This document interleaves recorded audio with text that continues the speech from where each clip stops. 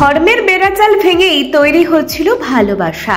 এই অভিনেত্রী ক্রিকেট তারকা জুটির মিষ্টি প্রেমের গল্প জানুন। টি টাউনের সুন্দরী অভিনেত্রী এবং ভারতীয় ক্রিকেট দলের সদস্যের মধ্যে প্রেমের দৃষ্টান্ত একেবারে ছড়িয়ে রয়েছে।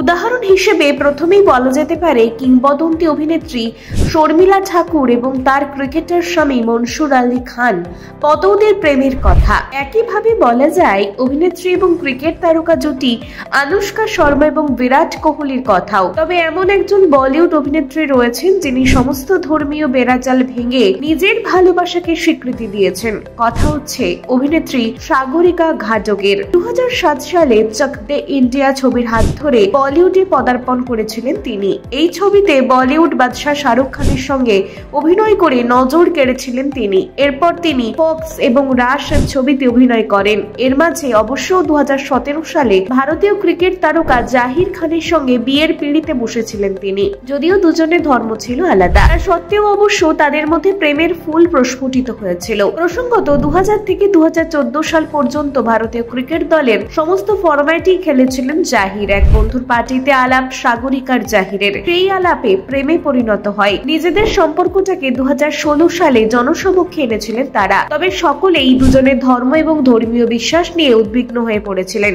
আসলে সাগরিকার জাহিরের প্রেমের কাহিনীটা ছিল বেশ চিত্তাকর্ষক।